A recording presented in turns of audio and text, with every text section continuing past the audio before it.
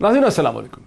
नाज़रीन, एक तरफ तो वज़ीर आज़म पाकिस्तान इमरान खान चीन में बहुत मसरूफ़ नज़र आते हैं, बहुत कामयाब उनका दौरा नज़र आता है। फिर ख़बर आती है कि एक जॉर्डेनियन पब्लिकेशन ने वज़ीर आज़म को इस्लामी दुनिया की इन्फ्लुएंशियल तरीन शख्सियात में, बाअसर तरीन शख्सियात में उन्होंने शामिल कर लिया है। फिर ख़बर आती है कि सऊदी अरब में इन्वेस्टर कॉन्फ्रेंस के लिए वज़ीर आज़म को बुलाया गया है, जहाँ 29 अक्टूबर को वो गालिबन जाएंगे और उसके बाद वो ईरान भी जाएंगे और सऊदी अरब, ईरान और अमेरिका के दरमियान नेगोशिएशंस जो हैं, मेडिएशन करवाने की वो कोशिश करेंगे। तो यूँ तो ऐसे लगता है कि वज़ीर आज़म जुल्फ़िकार अली भुट्टो की तरह एक आलमी शख्सियत बनते उभरते नज़र आते हैं। लेकिन दूसरी तरफ पाकिस्तान की दाखिली सियासत में एक तूफ़ान खड़ा हो रहा है। मौलाना फजलुर रहमान का एजेंडा जो कुछ भी है वो एक क्राइसिस चल ही रहा है, और ये भी कि उनका शायद एजेंडा बहुत जानदार ना हो, शायद उनकी डिमांड इतनी मजबूत ना हो। लेकिन इस वक्त ऑल पाकिस्तान अंजुमाने ताजरान के साथ जो हुकूमत पाकिस्तान का इस वक्त इस्लामाबाद में झगड़ा हमारे सामने आ रहा है, जहाँ ताजर पंजाब से, खैबर पख्तूनख्वा से, बल्कि कहिए कि पूरे पाकिस्तान से सैकड़ों की तादाद में यहाँ जमा हुए हैं, और सारा दिन उनकी पुलिस के साथ एक झगड़ा होता रहा है, और अब शटर डाउन हड़तालों का फ़ैसला भी हुआ है। ये एक नया क्राइसिस है जो इमरान खान की हुकूमत के लिए खड़ा हो रहा है, जिसका फोकस जो है वो federal board of revenue FBR पे है। कहने में ये एक अलग इशू है, लेकिन सियासत में चीज़ें जुड़ जाती हैं, और ये एक नया क्राइसिस जो है हुकूमत के लिए खड़ा हो रहा है। किस हद तक हुकूमत इन क्राइसिस से, इन चैलेंजेस से निब्रो आज़मा हो पाएगी, यहीं से हम आज अपनी डिस्कशन का आगाज़ कर पाएंगे। मेरे साथ स्टूडियोज़ में पाकिस्तान के प्रोमिनेंट, बहुत ही मुमताज़ कॉलमिस्ट एंड पोलिटिकल एनालिस्ट जनाब इरशाद भट्टी साहब स्टूडियोज़ में तशरीफ़ रखते हैं। Very warm welcome to Irshad Bhatti साहब। नाज़रीन, मुझे PMLN के सीनियर रहनुमा लाहौर से DSMG से ज्वाइन कर पाएंगे Rana Tanveer Hussain sahab. Very warm welcome to Rana sahab as well. और नाज़रीन, मुझे वज़ीर इत्तलात पंजाब मियाँ असलम इकबाल साहब DSMG से सैटेलाइट वीडियो लिंक से मुझे लाहौर से ज्वाइन कर पाएंगे। इसी तरह सदर ऑल पाकिस्तान अंजुमाने ताजरान जो हैं अजमल बलोच साहब, वो मुझे थोड़ी देर में स्टूडियोज़ में यहाँ पर ज्वाइन करेंगे। अगर मैं डिस्कशन का आगाज़ मियाँ असलम इकबाल साहब से कर पाऊँ। असलम इकबाल साहब, अस्सलाम वालेकुम। वालेकुम अस्सलाम सर। सर असलम इकबाल साहब, ये आम तौर पे तासुर है कि पंजाब की सियासत में जो समझदार लोग हैं, जो एक समझदार लोग हैं या लोग की हैं, या एक चीज़ों को ज़रा सोच समझ की चीज़ों को देखते हैं, सियासत से वाकिफ़ हैं, कारोबार से वाकिफ़ हैं, उनमें आपका शुमार होता है। आपकी हुकूमत, इमरान खान साहब की हुकूमत, जो हर तरफ ही एक झगड़ा करते नज़र आती है, हर तरफ ही एक बैटल ग्राउंड खड़ा हो गया है, और अभी जो ताजरान के साथ है, क्या वजह है कि आपकी हुकूमत जो है वो पाकिस्तान के तकरीबन 30 लाख ताजर हैं, इनके साथ जो FBR का मसला है, इसका कोई हल जो है वो निकाल नहीं पा रही है? ये जो इस वक्त इस्लामाबाद की सड़कों पे सूरत हाल है, ये नहीं होनी चाहिए थी। बिस्मिल्लाहिर्रहमानिर्रहीम। डॉक्टर साहब, बहुत शुक्रिया आपका, थैंक यू वेरी मच। गुजारिश ये है कि आपको याद होगा कि जब ये बजट आया था, उस बजट के अंदर ताजरों के कुछ तहफ़्फ़ुज़ात थे। उन तहफ़्फ़ुज़ात को पंजाब लेवल से मैं फेडरल लेवल पे जो प्राइम मिनिस्टर साहब ने जो कमेटी बनाई थी, उस कमेटी के अंदर इन सब को मैंने डिस्कस किया था। अब गुजारिश ये है, जो आपके सामने मैं कुछ चीज़ें रखना चाह रहा हूँ, जो फैक्ट एंड फिगर रखना चाह रहा हूँ, ताकि आपके सामने हो कि ताजर और हुकूमत जो है उनमें मामला क्या है। गुजारिश ये है कि ताजर से जब ये कहा जाता है कि आपने अपने आप को रजिस्टर करवाना है, अगर कोई एक मिल से कोई चीज़ प्रोड्यूस हो रही है, पैदा हो रही है, मैन्युफैक्चर हो रही है, तो उससे जो बंदा फर्स्ट हैंड ले रहा है, यानी कि जो होल सेलर है, तो वो क्यों नहीं अपने आप को, मेन डीलर जो है वो क्यों नहीं अपने आप को रजिस्टर करवाता। मैं फैसलाबाद में भी गया, मैं लाहौर चैम्बर में गया, पिंडी में भी गया, मुख्तलिफ जगहों पे गया, मैंने जाके इनसे बात भी की, तो सबकी यकमुख यही बात थी कि हम रजिस्टर नहीं होंगे। अब रजिस्टर क्यों ना होना, इसकी वजह मुझे समझ नहीं आती। मिसाल के तौर पर अगर इस मुल्क में हम रहते हैं, यानी आप ये कह रहे हैं कि ताजरान से आपने बात तो बहुत की, लेकिन ताजरान सेल्स टैक्स के लिए आप ये कह रहे हैं कि आपने बात बहुत की, गुफ्तो शनीद बहुत की, आपने बहुत ज़्यादा अप्रोच किया, मुख्तलिफ शहरों में आप गए, लेकिन जो ताजरान हैं वो अपने आप को सेल्स टैक्स के लिए रजिस्टर नहीं करवाना चाहते, नहीं करना चाह रहे, ये कह रहे हैं आप? जी ऐसा ही है सर। मैं अर्ज़ करता हूँ, अगर आप FBR से, लेस्को से, मैपको से पेप्को से, मैं सिर्फ पंजाब की हद तक जो एक है या पूरे पाकिस्तान की हद तक जो आपके साथ डेटा हम शेयर करें, जो इस वक्त इंडस्ट्रियल यूनिट हैं, वो इंडस्ट्रियल यूनिट कितने सेल टैक्स के साथ रजिस्टर हैं, वो एक खौफनाक डाटा है। अगर उस डाटे को हम कहते हैं कि अगर हम इसके मुताबिक आप उस बिजली के अंदर जो आप इस्तेमाल करते हैं, सनती यूनिट जो दिया जाता है उसको किसी हद तक सब्सिडाइज किया जाता है ताकि अवाम के टैक्स मनी से उसको सब्सिडाइज कर लें, लेकिन दूसरे लम्हे हम ये भी कहते हैं कि ठीक है इकोनॉमिक एक्टिविटी जनरेट होंगी तो जो टैक्स का एक अमल है वो भी चलना शुरू हो जाएगा। अब बात कहाँ पर रुकी हुई है, मैं सिर्फ आपको ये बता देता हूँ। बात ये रुकी हुई है कि आईडी कार्ड हमने नहीं देना। जो बात सिंपल और सादा है, सारे घुमा फिरा के बात हमने नहीं करनी, सीधी बात करनी है कि आपकी एक फैक्ट्री है और मैं आपका एक होलसेलर हूँ। मैं गवर्नमेंट ये कहती है आप होलसेलर हैं, आप डॉक्टर साहब से सामान ले रहे हैं, आप मेहरबानी करके अपने आप को रजिस्टर करवाएं ताकि पता चले आपने कितना सामान लिया है और कितना सामान आगे आपने बेचा है। इसमें कोई कबाहत नजर नहीं आती। लेकिन मैं समझता हूं कि अगर आप ये कहें कि जनाब मैंने आपके उस टैक्स नेट में आना ही नहीं है, तो ये डॉक्टर साहब इस तरह सिस्टम चलना नहीं कि फिर ये होगा कि आगे कभी आपकी 12 लाख इनकम अच्छा, की ब्रैकेट होती थी, मेरे साथ ना चुके आपने जो पोजीशन सामने रखी है, मेरे सब मैं जरा रुके ना, क्योंकि जो पोजीशन आपने रखी है बहुत ही असूली पोजीशन आपने रखी है, हमारे नाज़रीन के सामने, आवाम के सामने आपने पोजीशन रखी है। अजमल बलोच साहब जो कि सदर हैं ऑल पाकिस्तान अंजुमन ताजरान के, इस वक्त मेरे साथ स्टूडियोज़ में हैं। अजमल बलोच साहब, आप लोग टैक्स नेट में आना नहीं चाहते, वो ये कह रहे हैं कि आप रजिस्टर होना नहीं चाहते, आप चाहते हैं कि आप नज़र ना आए डॉक्यूमेंट्स के अंदर, और इसी वजह से आप CNIC की भी मुखालफत कर रहे हैं और सेल्स टैक्स रजिस्ट्रेशन का भी रास्ता रोक रहे हैं। ये कहना है मियाँ असलम इकबाल साहब, वज़ीर इत्तलात पंजाब, कहते हैं मैंने बहुत नेगोशिएशन की है, मैं फैसलाबाद गया हूँ, सरगोदा गया हूँ, सियालकोट गया हूँ, हर जगह गया हूँ, मैंने हर जगह ये मौक़िफ़ हुकूमत का सामने रखा। डॉक्टर साहब, बात ये है कि ये नए पाकिस्तान के मिनिस्टर हैं, मुझे 21 साल हो गए SFBR से मीटिंगें करते हुए। मसला शनाख्ती कार्ड का है ही नहीं है। ये पता नहीं, मुझे समझ नहीं आती है कि हुकूमती वो लोग जो नया पाकिस्तान बनाना चाहते हैं, ये शनाख्ती कार्ड तो प्रॉब्लम ही कोई नहीं है। फिर क्या प्रॉब्लम है? सर, शनाख्ती कार्ड हर बिजली के बिल पे जितने कमर्शियल मीटर हैं वो लिखा हुआ है। असल मसला डॉक्यूमेंटेशन का है। अब देखें, ये कहते हैं कि एक दुकानदार 2 लाख रुपए का बाबू रखे, वो मेरा हिसाब किताब सारे साल का जो मैं बिल लाता हूँ, जो मैं ले जाता हूँ, वो सारे इकट्ठे करके रखे, 2 लाख रुपए के अखराजात करे, टैक्स उसने नहीं देना। ये पहुँचना चाहते हैं मैन्युफैक्चरर तक हमारे ज़रिए। 48 लाख लोगों को सामने रख के वहाँ जाना चाह रहे हैं। टैक्स तो हमने देना नहीं है, टैक्स लेना है सर, टैक्स लेना चाह रहे हैं मैन्युफैक्चरर से। ये कि आप क्यों कह रहे हैं कि आपने टैक्स नहीं देना? सर, नहीं आपकी बात की क्या बात? सर फिर से दोहरा देता हूँ, जो सेल टैक्स इनवाइस है, जो कानून है, मैं अपने से नहीं कह रहा हूँ, जो FBR का कानून है कि आपने रिटर्न फाइल करनी है 0 की, सेल टैक्स आपने नहीं देना है। ये कहते हैं कि हम उन 41,000 लोगों तक जाना चाहते हैं, 48 लाख लोगों को मुसीबत में डाल के। ये उन 41,000 लोगों को जो मैन्युफैक्चरर हैं या इम्पोर्टर है। अब देखें ना, इस तरफ आते हैं कि ताजर शनाख्ती कार्ड नहीं दे रहा, एक तरफ इंपोर्टर है, एक तरफ मैन्युफैक्चरर है। इंपोर्टर क्या कर रहा है? रो रहा है, वो कहता है सारा माल स्मगल होके आता है, मेरा तो बेड़ा गर्क है। ठीक, वो वहां ताजर तो नहीं है ना रास्ते में। स्मगलिंग कौन कराता है? FBR करा रहा है। FBR करा रहा है स्मगलिंग? सर, कौन कर रहा है? कोई गधे पे ला रहा है? पोर्ट से बाहर कंटेनर निकलते हैं, उनका जिम्मेदार कौन है? ये FBR है। मुझे समझ नहीं आती। मियां असलम इकबाल साहब, ये नए मिनिस्टर हैं, हमें मतलब देखें, इस नए पाकिस्तान में साल हो गया इनको। इस FBR के साथ मुझे 99 से मैं मीटिंगें कर रहा हूँ। आज जो बॉडी लैंग्वेज थी FBR के लोगों की, खुदा की कसम मुझे ज़िंदगी में ऐसा नहीं देखना पड़ा कि उन्होंने कहा जाओ जाके कर लो जो कुछ करना है। हम मुज़ाकरात करने गए उनसे, हम उनके पास बैठ के बात कर रहे हैं। जो वहाँ के मेंबर की बॉडी लैंग्वेज थी, वो पीछे से कोई और आवाज़ थी उसकी बॉडी में। आज तक FBR के लोगों ने हमसे ऐसे बात नहीं की है।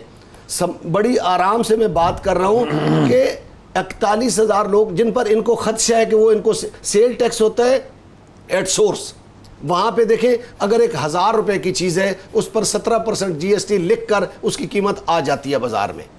वो उधर से चलता है, हमने रस्ते में न लेना होता है न देना होता है।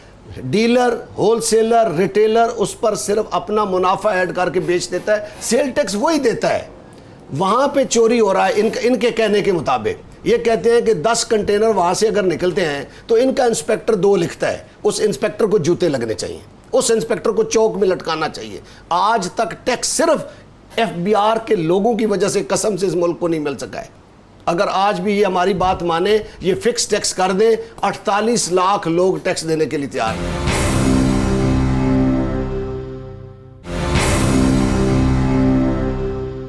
इरशाद भट्टी साहब, कुछ तो वजन है वैसे इस बात में। FBR के खिलाफ ये शिकायत तो सारी बिजनेस कम्युनिटी और सारे टैक्स वाले करते हैं। कुछ मुझे बिजनेसमैन ये कह रहे थे कि FBR के लोगों को नोटिस देता है इस मुल्क में कि आप अपने आपका जो स्टैंडर्ड ऑफ लिविंग है वो आपके ज़राए आमदनी से मुताबिकत नहीं रखता। बिजनेसमैन को नोटिस दिया जाता, जबकि किसी ने आज तक किसी FBR के बंदे को 70 साल में नहीं पकड़ा उसको कहने के लिए कि आपका जो स्टैंडर्ड ऑफ लिविंग है उसको साबित कर दें कि किस तरह से मेंटेन किया हुआ आपने, बच्चे आपके बाहर कैसे पढ़ रहे हैं। नहीं देखें, यहाँ तक तो ये बिल्कुल ठीक कह रहे हैं कि ये जो 10 कंटेनर तो 2 कंटेनर तो स्मगलिंग, तो ये ट्रक तो दूसरे कंटेनर्स तो सारा तो अफ़गानिस्तान से तो चमन के ज़रिए से, तो ये तो और ये भी कोई, इसमें भी कोई शक नहीं कि FBR गढ़ है हमारे। ये एक तो चोर रास्ते बताते हैं, एक और कमाल की करप्शन है, यानी हद। मुझे कई FBR के अफसर मिले जिन्होंने थोड़ी सी ईमानदारी की कोशिश करने की, कोई सखर तो कोई लड़काना तो कोई रोड़ी तो कहीं तो ऐसी ऐसी जगह पे फेंकते हैं कि वो वापस आते हैं, हजूर हम अगर नहीं खाते आप खाएं, हम आपके साथ, यानी। और इधर भी खुड्डे लाइन बैठे हुए हैं, कोई शक नहीं। लेकिन बात दूसरी तरफ भी तो देखें ना, ताजर बिरादरी की तरफ से, अजमल भाई हमारे शहर के हैं, ताजर बिरादरी भी अल्लाह के फजल से वो भी देखें। यानी आप पनामा लीक्स में इनकी पढ़ लें, 444 में से देख लें, उसमें ताजर कहाँ था? वो हो सर ताजर नहीं है, मैं उसको ताजर नहीं कहूँगा सर, मैं सॉरी। ताजर वो है जो मेरे साथ शटर ऊपर करता है और शाम को बंद करता है। अच्छा, नहीं सर, उसकी बात कर ले, जिसका गेट है उसकी बात कर ले सर। ज़ैनब मार्केट 1.5 किलोमीटर की है कराची में, 1.5 लाख टैक्स देते हैं पूरी ज़ैनब मार्केट। हाँ, नहीं हो सकता। मुमकिन नहीं है। और नहीं मैं चैलेंज करता हूं सर। अच्छा सर, 5 लाख सर, ये शब्बर जैदी साहब का आर्टिकल है जिस मैं आज लाया नहीं, मैं आपको अगली मरतबा या सेंड कर दूं आपको। आप शब्बर जैदी को क्या समझते हैं कि वो सर नहीं, फैक्ट्स तो देखो कलेक्टर सर, ये टैक्स कलेक्टर नहीं है सर। मान लिया। अच्छा, दूसरी बात, लिबर्टी मार्केट 5 लाख टैक्स। अच्छा, फिर रोने, ये तो बहुत पुराना फिगर है। अच्छा नहीं, इनको फिगर नहीं। अच्छा, फिर रोने धोने, अच्छा फिर अर्ली 90s में ये फिगर था 5 लाख का। ये 5 लाख का फिगर बहुत पुराना है, 30 साल पुराना फिगर पूरा, यानी 200 के पता नहीं 200 कंपनियां, पूरा यानी 2% पूरा ये मुल्क को सर पे उठा के फिर रहा है। अच्छा, मैं राना तनवीर हुसैन साहब को भी ले लूं, और यानी ये टैक्स लेना कोई बुरी बात है, टैक्स इसी पे।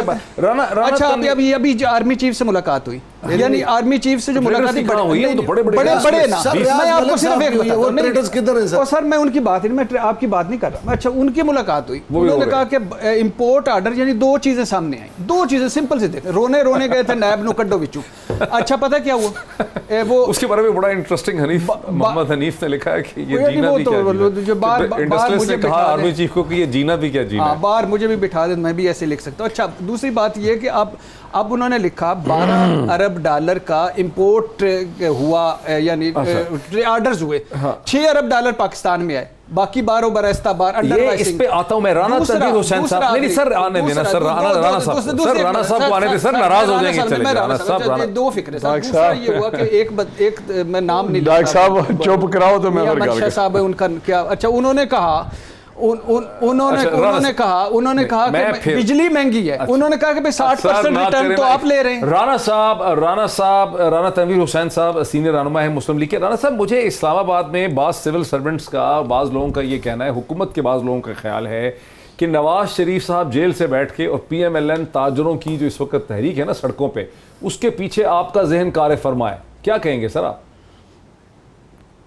डॉक्टर साहब, थैंक यू वेरी मच। शुक्र है वो थोड़ा सा वो पट्टी साहब चुप कर गए हैं।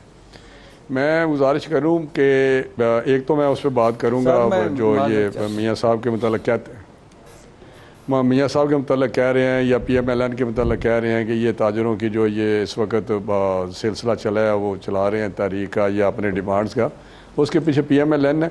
लेकिन सबसे उससे पहले मैं बात करूँ जो आपने बात की है ताजर बरादरी, अभी जो डिससैटिस्फैक्शन है उसके पीछे PMLN खड़ी है। यानी पीएमएलएन एनकरेज कर रही है, नहीं, मैं पीछे से खुद सामने नहीं आ रही, ताजरों को इस्तेमाल कर रही है। मैं बताऊं, मैं डॉक्टर साहब इसका जवाब देता हूं। पहले मैं और बात करना चाहता हूं। जो आपने पहले क्वेश्चन किया है वो बहुत इंपॉर्टेंट क्वेश्चन है कि जो कलेक्शन कर रहे हैं, जिस तरीके से जो कोर्सिव मेजर्स लिए हैं टैक्सेशन के या कलेक्शन के, ये दुनिया में किसी जगह नहीं होता कि इस तरह आप डंडे से टैक्स इकट्ठा कर लें।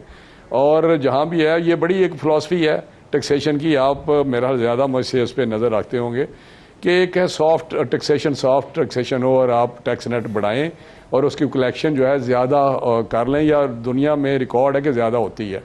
IMF का अपना तरीका है, आप अपने कल्चर में देखेंगे ये मामला किस तरह चलाने हैं। तो दूसरा ये है कि आप कोर्सिव मेजर्स लें, बड़ी सख्त किस्म की टैक्सेशन करें, उससे टैक्स नेट में बढ़ेगा भी नहीं और उसमें कमी भी आएगी जो आप कलेक्शन करते हैं। मैं बात करता हूँ, अगर मैन्युफैक्चरर यूनिट जो है वो अपनी प्रोडक्शन कम कर देंगे आपके मुख्तलिफ वजूहात की बना पे, आपके जो तरीक़ेकार हैं, तो नेचुरली आप उनकी इनकम कम होगी और उनका रेवेन्यू भी डेफिनेटली कम होगा। आप देख लेंगे आने वाले दिनों में, अभी भी जो 3 महीने गुजरे हैं उसमें ये कहते हैं जी 111 अरब हमारी शॉर्टफॉल आई है, लेकिन मेरा ख्याल है कोई 250 अरब के करीब है।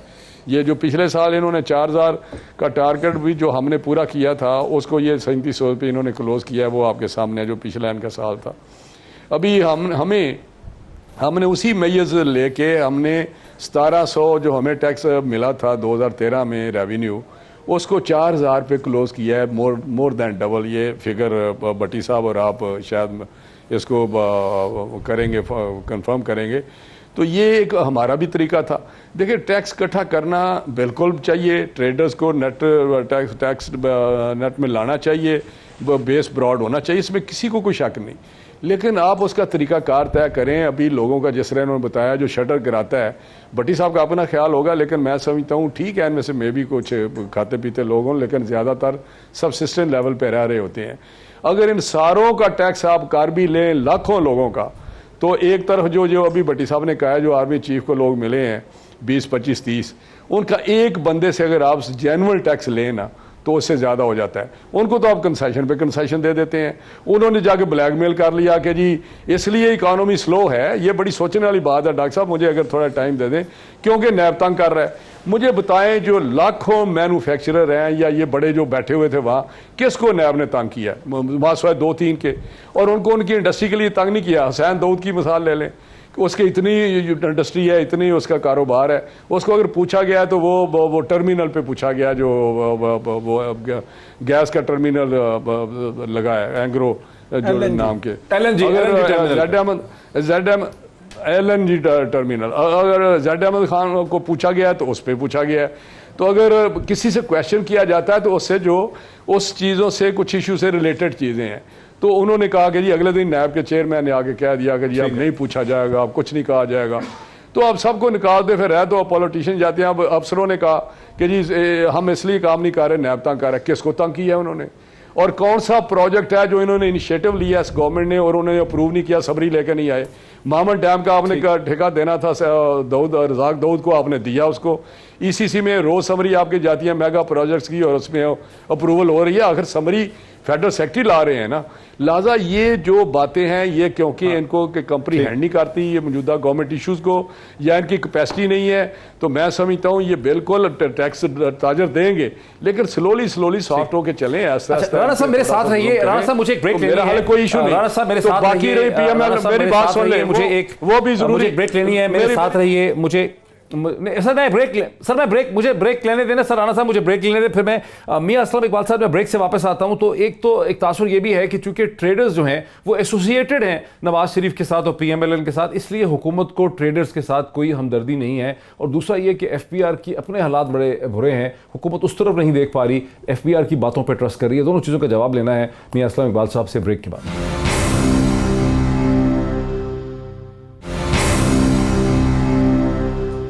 नाज़रीन वेलकम बैक। सीधा चलता हूँ मैं जनाब मियां असलम इकबाल साहब के साथ, वज़ीर इत्तलात हैं हुकूमत पंजाब के। मियां असलम इकबाल साहब, ये कोई सिर्फ राना तनवीर हुसैन साहब नहीं कह रहे, बल्कि बहुत ज़्यादा बिजनेसमैन जो हैं, बहुत ज़्यादा बिजनेसमैन जो हैं वो ये कह रहे हैं कि जब इकोनॉमी बढ़ती है, जब रेवेन्यू बढ़ता है बिजनेसेस का, जब कारोबार ज़्यादा होता है, तब टैक्सेस ज़्यादा इकट्ठे होते हैं। अगर कारोबार सुकड़ता चला जाएगा, जिस तरह से FBR की पॉलिसी में कारोबार सुकड़ता चला जा रहा है, तो सुकड़ते हुए कारोबार से कहाँ FBR टैक्सेस इकट्ठे कर पाएगा। और एदाद शुमार जो FBR के आ रहे हैं वो आपके सामने है कि FBR जितना भी जोर लगा रहा है, उसका टैक्स कलेक्शन है वो बढ़ नहीं पा रहा। तो इस पे क्या कहेंगे आप?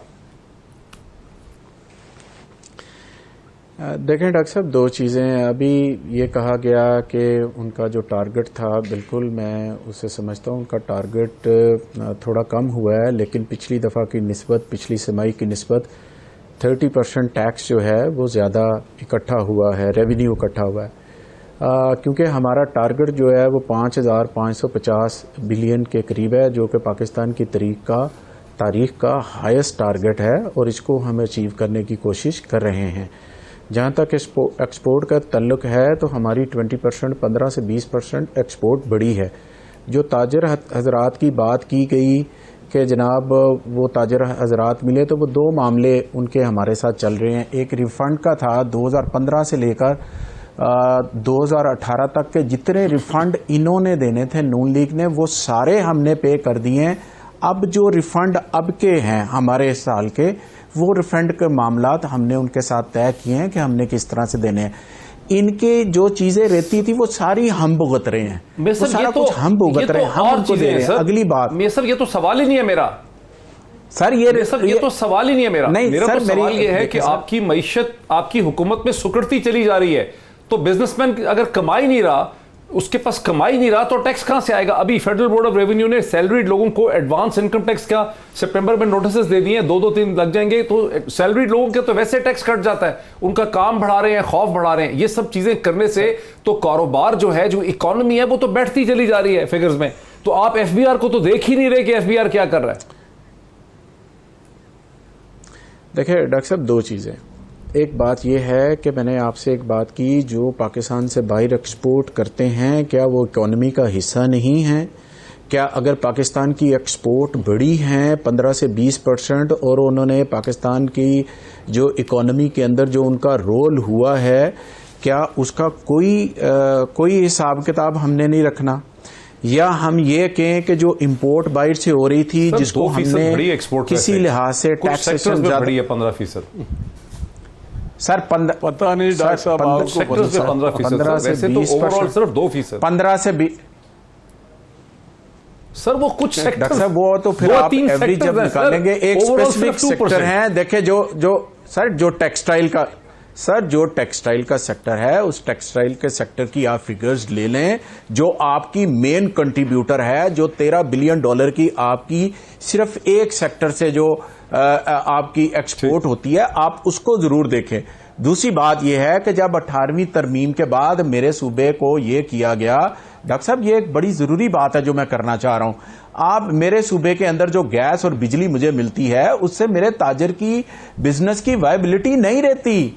आप जरा सा बॉर्डर पार करें, मैं कोई खुदा ना खास्ता सुबाइयत की बात नहीं कर रहा, मैं सिर्फ एक कारोबार को कंपेटिटिवनेस के हवाले से बात करना चाह रहा हूं कि आपके चारों सूबों के अंदर बात यह है कि जो सिंध में गैस है, वो जो पंजाब में मिल रही है, वो 3 गुना मुझे महंगी मिल रही है। तो बात तो इस लिहाज से ये भी आप देखें ना कि वो इकोनॉमी की आप बात जरूर करते हैं, अपनी जगह पर वो जरूर मौजूद है, कि जिस लिहाज से इसकी पिक्चर को पेंट किया जा रहा है, कि मैं आपसे ये कह रहा हूं कि जो इनके दौर में टैक्स जमा होता था, उससे 30%, उस ब्रैकेट से 30% tax revenue as per FBR की जो रिपोर्ट है उसके मुताबिक ज्यादा हुआ है। और दूसरा डॉक्टर साहब, अभी बात यहां पर एक और की गई, 3 कैटेगरी के टैक्स ABC हैं। एक तो C कैटेगरी का टैक्स जो इनके साथ हमने मिलकर बात की कि उसको फिक्स कर दिया जाए, B कैटेगरी को जो है हम उसको इस लिहाज से देख लेते हैं कि ताजर हजरात के साथ जिसकी जितनी एज पर सेल है उसके मुताबिक। मेरा साहब एक सेकंड, राणा साहब को आने दें इसमें। राणा साहब, आप ऑपोजिशन लीडर है, आपकी हुकूमत रही 2017 तक, आपकी पार्टी की हुकूमत रही, बड़े शान और शौकत से हुकूमत की, 2018 तक हुकूमत रही। अब जो ट्रेडर्स का इस वक्त झगड़ा है, जो टैक्स का मसला है, हुकूमत के हाथ बंधे हुए हैं, IMF के साथ कॉन्ट्रैक्ट किया हुआ है, IMF हुकूमत को कुछ करने नहीं देती, हुकूमत के पास स्पेस नहीं है। इस सूरत हाल में ट्रेडर्स के साथ हुकूमत का जो झगड़ा है, खा वो CNIC के कलेक्ट करने के ऊपर हो या फिक्स टैक्स के ऊपर हो, उसका क्या हल आप निकालेंगे? अगर आप इस वक्त हुकूमत में होंगे तो इसका क्या हल निकालेंगे? देखिए, IMF जो है ना वो पाकिस्तान के कल्चर को या इसकी सिचुएशन को, इसका जो हालात है नहीं समझता। वो उन्होंने कह दिया और ये चल पड़े। CNC का मसला है ही नहीं है, ये ट्रेडर्स के साथ बैठे, उनके साथ बातचीत करें। लेकिन जो आपने बात की IMF ने इनके हाथ बांधे हुए हैं, ये बिल्कुल बेबस हैं। और अभी वो कहते हैं हमारी 2 कंडीशन जो है ना, जो पिछला उन्होंने रिव्यू किया था उसमें उन्होंने कहा 2 कंडीशन ये उन्होंने फुलफिल नहीं की। उसमें ये रिलैक्सेशन, या आपको याद होगा वो रिलैक्सेशन के लिए रिक्वेस्ट कर रहे थे। तो ये एक्चुअली मुल्क इस वक्त कोई चला रहा है और लोग ही चला रहे हैं। कोई IMF है, कोई और है, कोई और है। मुख्तलिफ सेंटर बने हुए हैं, पॉइंट हैं जो जहाँ से ये सारा मामला चल रहा है। तो मैं समझता हूँ कि ट्रेडर्स के साथ ये बैठें और ट्रेडर्स को अपना टारगेट दें। ट्रेडर्स इनके साथ कोऑपरेट करेंगे। मैं आपके लिख के दे देता हूँ। ये जो बातें करते हैं ना ये मौजूदा गवर्नमेंट वाले, इनको ये बड़ा आसान है। हमने जो 5 साल चलाई है इकॉनमी, ये कहते हैं जी इन्होंने सारे ऐसे ही जाली सारे कर रहे थे काम। डॉलर इन्होंने ज़बरदस्ती रखा हुआ था उस पर एक ख़ास लेवल पे। इन्होंने कहा जी ये रेवेन्यू आपके सामने फिगर्स, क्या GDP ग्रोथ 5.8 पे हम नहीं छोड़ के आए? क्या हमने बिजली पैदा नहीं की? क्या हमने गैस नहीं लाए? जो बंद फैक्ट्रियाँ थी 24 घंटे नहीं उन्होंने चली, एम्प्लॉयमेंट नहीं मिली। ये सारी चीज़ें आप मुझे, रिजर्व जो है वो 23 अरब पे नहीं छोड़े, स्टॉक एक्सचेंज हमने 53,000 पे नहीं छोड़ा। ये सारी चीजें आपके सामने है। लेकिन सिर्फ ये ट्रेडर्स को, ठीक है, वो और आर्गुमेंट है, ट्रेडर्स को वो और आर्गुमेंट नहीं। अच्छा, नहीं, मैं और बात करने लगा हूं। ये ट्रेडर्स, हमने कोऑपरेशन के साथ ट्रेडर के साथ, मैन्युफैक्चरर के साथ बैठ के हमने वो टारगेट पूरे किए। टारगेट ये कहते हैं मियां साहब जो हैं, ये कहते हैं जी हमने 30% डॉक्यूमेंटेशन का ये हर साल, मुझे ये बताएं, हर साल जो टारगेट है वो बढ़ाया जाता है। मेरे साथ रहे राना साहब, मेरे साथ रहे राना साहब, मेरे साथ रहे राना साहब, मेरे साथ रहे। अजमल बलोच साहब, क्या 2 चीजें आपको मिल जाएं तो आपका हुकूमत से तस्वीर हो जाएगा और आप लोग ये हड़ताल जो है, जो आपने कॉल की है कि हम हड़ताल करेंगे, वापस ले लेंगे? CNIC का मसला है, ये फिक्स टैक्स आप चाहते हैं, क्या चीज़ चाहिए? हम चाहते हैं कि फिक्स टैक्स दे दें और फिक्स टैक्स पे ये हमारे साथ आ भी गए हैं। 50% तक ये आके फिर वापस चले गए। आज जो FBR की लैंग्वेज थी कि फिक्स टैक्स हो ही नहीं सकता, मैंने कहा फिर इसी तरह बैठे रहोगे सारी उम्र और यही 70 साल से पाकिस्तान चलता रहेगा। और थोड़े से लोग टैक्स नेट में जो लोग नहीं आ रहे हैं, FBR क्या कर रहा है? 48 लाख लोगों का कमर्शियली रजिस्टर्ड है वापडा के पास, डाटा गवर्नमेंट के पास है। ये उनको नेट में नहीं ला सकी, कोई हुकूमत नहीं ला सकी। मैं इन पे नहीं ब्लेम कर रहा हूँ, कोई हुकूमत जो रही है लोगों को नेट में नहीं ला सकी है। नेट में लाने का ये तरीका नहीं ला सकी है। वो मान लिया आपने ये माना कि इस हुकूमत का खाली करप्शन की वजह से, करप्शन जो जाता है वो कहता है मुझे पैसे दे, छोड़ तेरी फाइल में फाड़ दूंगा। FBR जो बंदा कहता है, सर मैं कहता हूँ FBR के लोगों का आप ऑडिट करा लें, एहतसाब करा ले, पूरे मुल्क में किसी की ज़रूरत ही नहीं पड़ेगी पिछले 20 सालों का। बात यह है कि इन लोगों की अयाशियाँ लगी हुई हैं। आप जाकर देखें इनके रहन सहन, हम रुल गए हैं सड़कों पे। आज हमने सड़क पे नमाज पढ़ी है, आज हमने सड़क पे बैठ के चावल खाए। हम ट्रेडर हैं मुल्क के, और ये टाइयाँ इन्होंने लगाई होती हैं, 2.5 करोड़ की गाड़ियों में ये बाहर निकलते हैं। इस मुल्क के साथ जुल्म है कसम से। ये नया पाकिस्तान तो था गरीब का, मैं नया पाकिस्तान का हिस्सा हूँ, मैंने वोट डाला है, मैंने साथ इमरान खान के खड़े होकर नारा लगाया कि हमारे साथ आओ पाकिस्तान, करप्शन मुकाओ पाकिस्तान। इधर तो करप्शन बढ़ा, सर नहीं देखें, यही तो दुख है ना। असल में जो हुकूमत में चला जाता है वो कहता है ताजर चोर है, जो बाहर आ जाता है वो हमारा हमदर्द बन जाता है। ये बड़ी सिंपल सी बात है। मैं उसमें नहीं जाना चाहता, ये सियासी लोग हैं, इनका अपना आपस में मुकाबला है। जो देखें, हमने 17 दिन मुशर्रफ साहब के खिलाफ हड़ताल की, आखिर उन्होंने मान लिया। छोटी सी बात करूं, फिर उसके बाद पीपल्स पार्टी ने हमारी बात फौरन मान ली। मैं कहता हूं कि सही मानों में अगर पीपल्स पार्टी के अंडर जो ब्यूरोक्रेसी होती है वो उनकी बात मान रही, बाकी किसी हुकूमत की बात। मैं एक ब्रेक ले लूं नाज़रीन। ब्रेक के बाद थोड़ा सा ये भी नजर उठाएं कि मौलाना फजल रहमान जो धावा बोलना चाहते हैं इस्लामाबाद में, वो मामला अब कहां तक खड़ा है। After the break.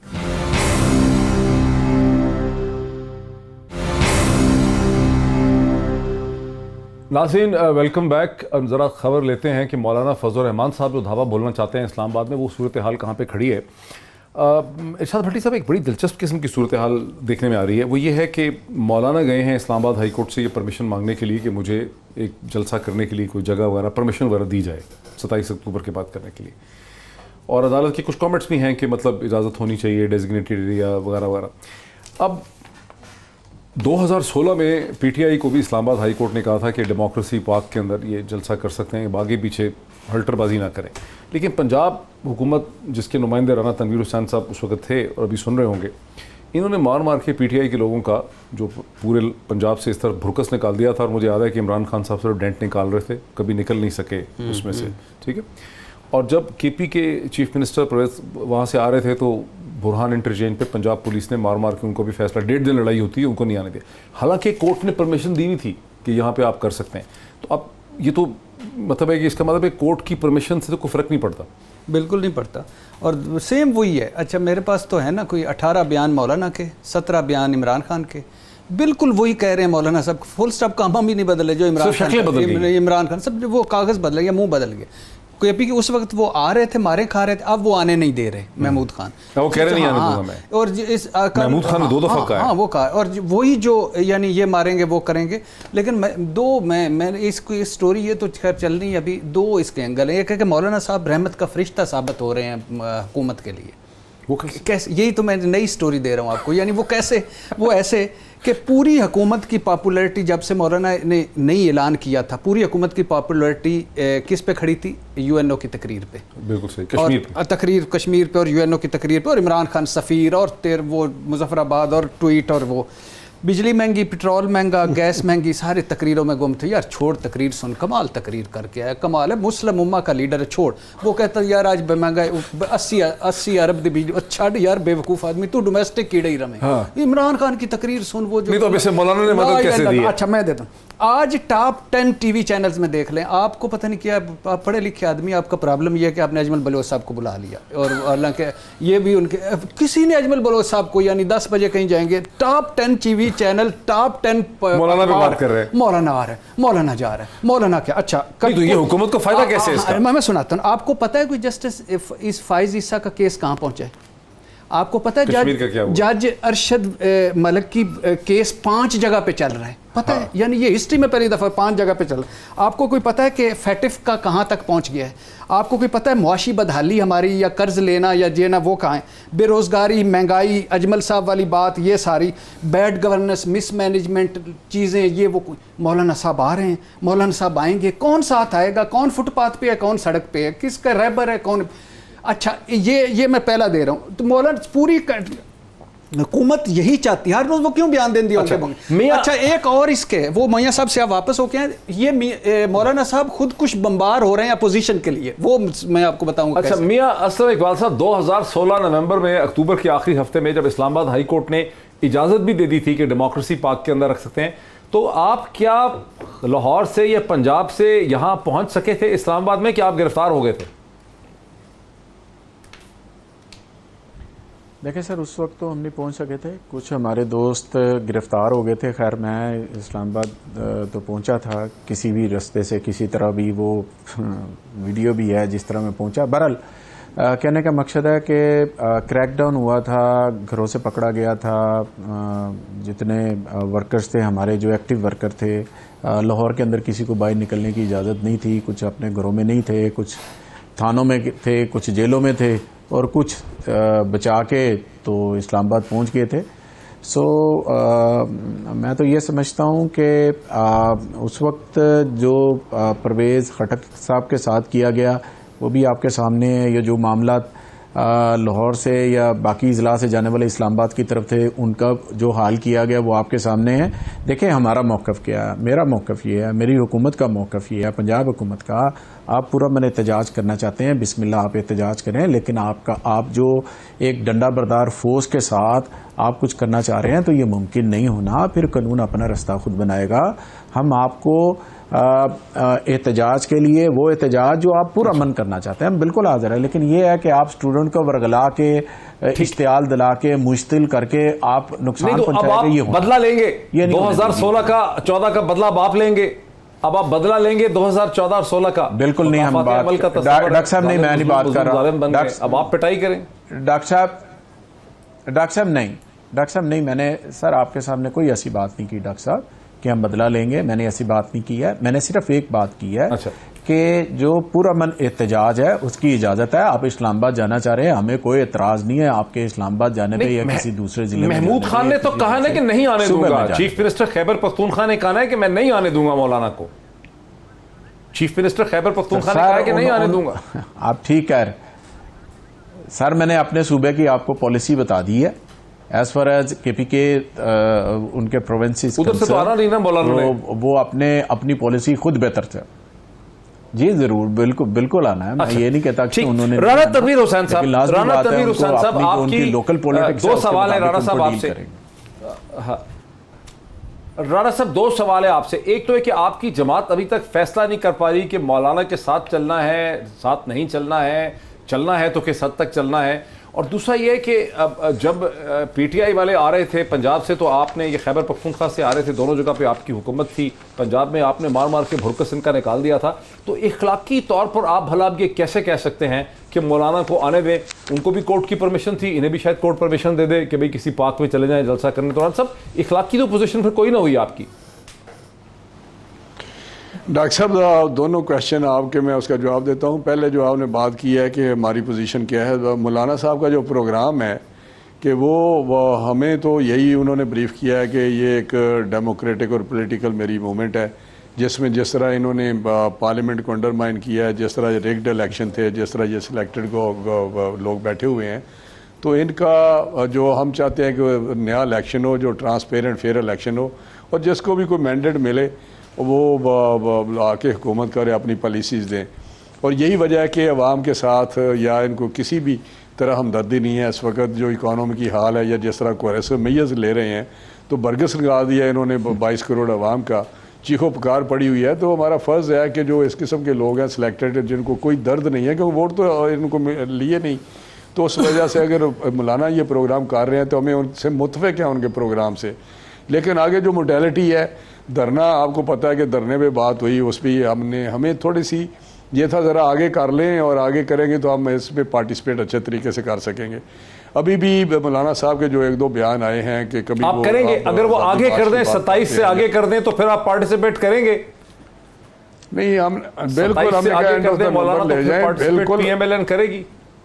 नहीं, नवंबर, एंड ऑफ द नवंबर हमने कहा था मिनिमम आगे ले जाएं, एंड ऑफ द नवंबर कर दें तो बिल्कुल हम पार्टिसिपेट करेंगे। लेकिन धरने पे फिर हमारी कुछ रिजर्वेशन है।